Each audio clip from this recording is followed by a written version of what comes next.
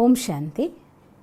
1982 ആസ്ട്രേലിയയിലെ മെൽബണിലൊരു ഹോസ്പിറ്റലിൽ ഒരു കുഞ്ഞ് ജനിച്ചു.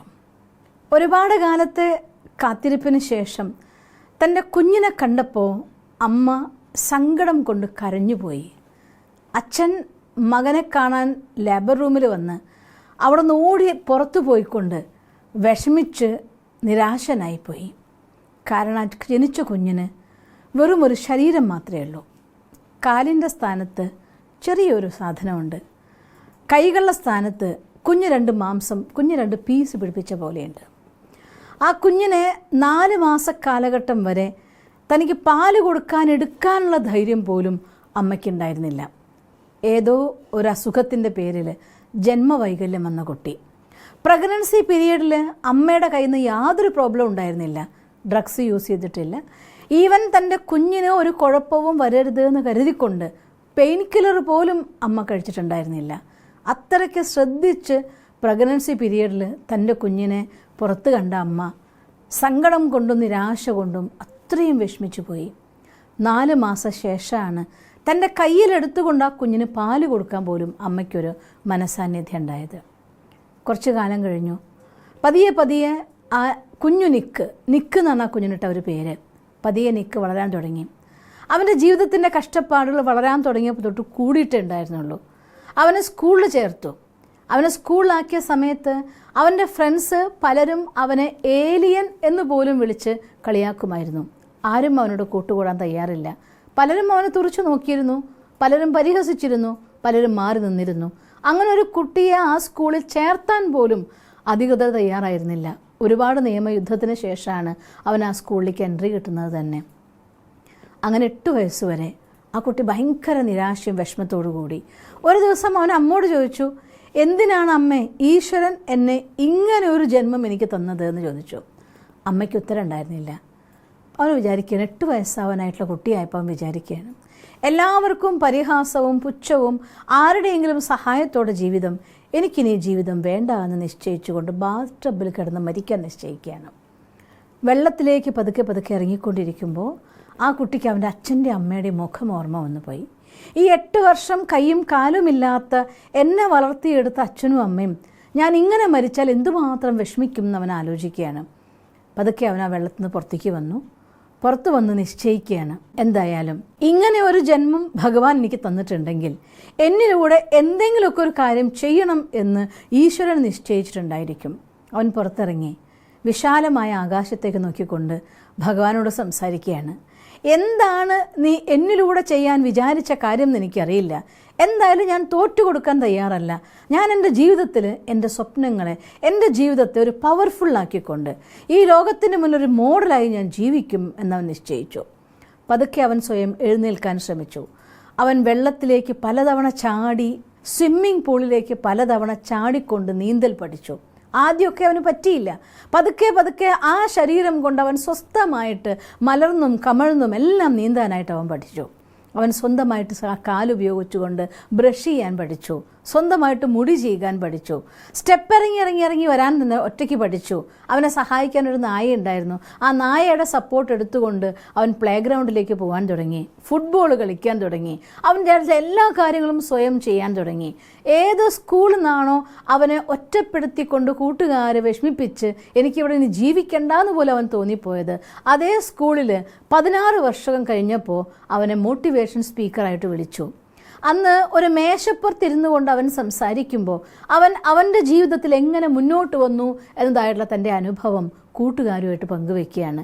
ഒരുപാട് തവണ വീണിട്ട് എഴുന്നേൽക്കാൻ നോക്കുന്നതും തലകുത്തി അവൻ എഴുന്നേൽക്കുകയും വീണ്ടും വീഴുകയും വീണ്ടും എഴുന്നേൽക്കുകയും ചെയ്യുന്ന ആ ഒരു അനുഭവം അവൻ കൂട്ടുകാരുടെ മുന്നിലൊന്ന് പ്രസൻറ്റ് ചെയ്തപ്പോൾ പലരും കരഞ്ഞുപോയി അവൻ്റെ സംസാരം കേട്ട്. അവൻ്റെ കൂട്ടുകാരും ടീച്ചർമാരും എല്ലാവരും കരഞ്ഞു. പ്രോഗ്രാം ആ സ്പീച്ച് കഴിഞ്ഞപ്പോൾ അവൻ്റെ കൂടെ പഠിച്ചിരുന്ന ഓരോരുത്തരായിട്ട് വന്ന് അവനെ കെട്ടിപ്പിടിച്ച് അവരുടെ സങ്കടം പറഞ്ഞു. ഒരു കുട്ടി കെട്ടിപ്പിടിച്ച് കരഞ്ഞുകൊണ്ട് പറയുകയാണ്, ഞാൻ വിചാരിച്ചത് എൻ്റെ ജീവിതത്തിലെ ഏറ്റവും കഷ്ടവും വിഷമവും അനുഭവിച്ച് ജീവിക്കുന്ന ആൾ ഞാൻ എന്നാണ് വിചാരിച്ചത്. നിന്നെ കണ്ടപ്പോൾ, നിന്നെ കേട്ടപ്പോൾ എനിക്ക് മനസ്സിലായി എനിക്ക് ഈ ലോകത്ത് ഒരു പ്രയാസങ്ങളും ഇല്ല, എനിക്കെന്തും നേടിയെടുക്കാൻ സാധിക്കും എന്നെനിക്ക് വിശ്വാസം തന്നു നീ എന്ന്. അങ്ങനെ കൈയും കാലും ഇല്ലാത്ത ആ കുട്ടി കൈയും കാലുമുള്ള എല്ലാവരും ചെയ്യുന്നതിനേക്കാൾ സൂപ്പർ ആയിക്കൊണ്ട് എല്ലാ കാര്യം ചെയ്യാൻ തുടങ്ങി. മുട്ട ടോസ്റ്റ് ചെയ്ത് കഴിക്കാൻ തുടങ്ങി, സ്വന്തമായിട്ട് ബ്രെഡിൽ ജാം തേച്ചുകൊണ്ട് കഴിക്കാൻ തുടങ്ങി, തൻ്റെ കാലുപയോഗിച്ചുകൊണ്ട് കമ്പ്യൂട്ടറിൽ ടൈപ്പ് ചെയ്യാൻ തുടങ്ങി. എന്തിനേറെ പറയണം, ചെയ്യാത്ത ഒരു കാര്യങ്ങളും നിക്കിൻ്റെ ലൈഫിൽ ഉണ്ടായിരുന്നില്ല. അങ്ങനെ ഒരു മനോഹരമായിട്ടുള്ള ബുക്ക് എഴുതി, എനിക്ക് കൈകളും കാലുകളുമില്ല, ഒരു ലിമിറ്റുമില്ല എന്ന്. അങ്ങനെ കൈയും കാലുമില്ലാത്ത നിക്ക് ഈ ലോകത്തിൻ്റെ മുന്നിൽ ഒരു മനുഷ്യന് ജീവിക്കണം എന്നുണ്ടെങ്കിൽ മനസ്സെന്ന ഒരു സാധനം മാത്രം മതി, മറ്റൊന്നുമില്ലെങ്കിലും അവന് ജീവിക്കാൻ കാണിക്കുമെന്ന് കാണിച്ചു കൊടുത്തു. സ്വന്തം പാസ്പോർട്ടിൽ 4 രാജ്യങ്ങളിൽ യാത്ര ചെയ്ത സീലുണ്ടെങ്കിൽ ഈ ലോകത്ത് പലരും ഞാൻ എന്തൊക്കെയോ ആയെന്ന് വിചാരിക്കാൻ തുടങ്ങും.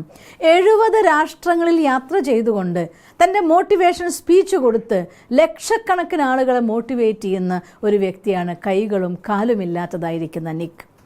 No legs, no hands, no worries. അദ്ദേഹം എഴുതിയൊരു ബുക്കാണ്. ടെൻഷനില്ല, കൈയും കാലുമില്ല, എനിക്ക് ടെൻഷനുമില്ല എന്ന് പറയുന്നതായിരിക്കുന്ന ബുക്ക്. ഇങ്ങനെ തൻ്റെ ജീവിതത്തിൽ ഒരു പ്രാവശ്യം 2014 അദ്ദേഹം നമ്മുടെ ഭാരതവും വിസിറ്റ് ചെയ്തിട്ടുണ്ടായിരുന്നു. 1,10,000 ആളുകൾ അടങ്ങുന്നതായിരിക്കുന്ന സദസ്സിൽ തൻ്റെ മോട്ടിവേഷൻ കൊണ്ട് ആളുകളെയെല്ലാം പുളകം കൊള്ളിച്ച് എല്ലാവരും എഴുന്നേറ്റ് നിന്നുപോയി. തൻ്റെ ജീവിതത്തിൽ എനിക്ക് എന്തും നേടാൻ പറ്റുമെന്ന് ലക്ഷക്കണക്കിന് ആളുകളെ മോട്ടിവേറ്റ് ചെയ്തുകൊണ്ട്, ആത്മഹത്യ ഒരിക്കലും ചെയ്യരുതെന്നുള്ള മോട്ടിവേഷൻ കൊടുത്തുകൊണ്ട് ഇങ്ങനെയെല്ലാം തൻ്റെ ജീവിതയാത്ര തുടർന്നുകൊണ്ടിരിക്കുകയാണ് നിക്ക്. കൈകളും കാലുമില്ലാത്ത നിക്ക് ഒരു എഫക്റ്റീവായിരിക്കുന്ന ഒരു ആക്ടർ ആയിക്കൊണ്ട് ചെറിയ ഫിലിം ചെയ്തു. തൻ്റെ കുട്ടികൾക്കൊപ്പം ഒരു ഫിലിം, എനിക്ക് ആക്ട് ചെയ്യാനും സാധിക്കുമെന്ന്.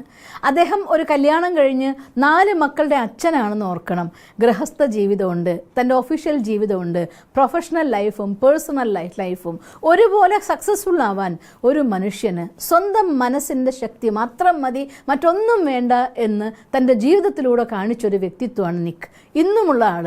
അതുകൊണ്ട് നിങ്ങളൊരു കാര്യം മനസ്സിലാക്കുക, എനിക്ക് കൈയുണ്ട് കാലുമുണ്ട്, എനിക്കെന്തും നേടിയെടുക്കാൻ പറ്റും. പക്ഷേ എന്നോട് അവരിങ്ങനെയാണ്, ഇവരിങ്ങനെയാണ്, ഞാൻ വളർന്ന സാഹചര്യം എങ്ങനെയാണ്, ഞാൻ ജീവിക്കുന്ന സാഹചര്യം എങ്ങനെയാണ്, ഞാനിവിടെ കുരുങ്ങിക്കിടക്കുകയാണ്, ഇങ്ങനെ 1000 എക്സ്ക്യൂസ് നമ്മുടെ മുന്നിൽ നിരത്തുന്നവർ തീർച്ചയായിട്ടും ഓർക്കേണ്ട ഒരു കാര്യമുണ്ട്.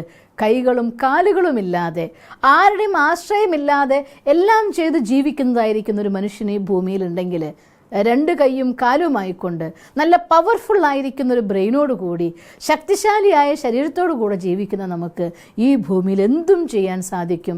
ശക്തമായൊരു മനസ്സ് വേണം എന്നതായിട്ടുള്ള തീവ്രമായൊരു ഇച്ഛ, ഇത്രയും നിങ്ങൾക്ക് ആവശ്യമുള്ളൂ. അതിൻ്റെ പേരാണ് ഇച്ഛാശക്തി, വിൽ പവർ എന്ന് പറയുന്നത്. ഒരു മനുഷ്യൻ വിൽ പവർ ആക്ടിവേറ്റ് ചെയ്യുന്ന മാത്രത്തിൽ അവരുടെ ജീവിതത്തിൽ എല്ലാ കാര്യവും അവൻ്റെ മുന്നിൽ സംഭവ്യമാകുന്നതേ ഉള്ളൂ. അതുകൊണ്ട് നിരന്തരമായി പോസിറ്റീവായി ചിന്തിക്കൂ. റെഗുലർ ആക്ടിവേറ്റ് ചെയ്ത പോസിറ്റീവ് തോട്ട്സ് ആണ് ഇച്ഛാശക്തിയായ ഒരു മനുഷ്യൻ്റെ മനസ്സിൽ വരുന്നത്. അതിന് നിരന്തരമായി പോസിറ്റീവ് ചിന്തിച്ചുകൊണ്ട് ഇച്ഛാശക്തിയെ ഉണർത്തിയെടുത്തുകൊണ്ട് നമ്മുടെ ജീവിതത്തെ നിങ്ങൾക്കാവുന്ന നിങ്ങളുടെ സ്വപ്നങ്ങൾ സഫലമാക്കുന്ന ഒരു ജീവിതം നിങ്ങൾക്ക് കിട്ടട്ടെ എന്ന് ഞാൻ സർവശക്തനായ ഭഗവാനോട് പ്രാർത്ഥിക്കുന്നു. ഓം ശാന്തി. എൻ്റെ വാട്സപ്പ് നമ്പർ മാറ്റിയിരിക്കുകയാണ്. പുതിയ വാട്സപ്പ് നമ്പർ 9747111369 ആണ്. അപ്പോൾ ഇനി എനിക്ക് വാട്സപ്പിൽ ടെക്സ്റ്റ് മെസ്സേജോ അതല്ലെങ്കിൽ വോയിസ് മെസ്സേജോ ഒക്കെ അയക്കുന്നവർ ഈ നമ്പറിലാണ് അയക്കേണ്ടത് കേട്ടോ. ഓം ശാന്തി. Thank U.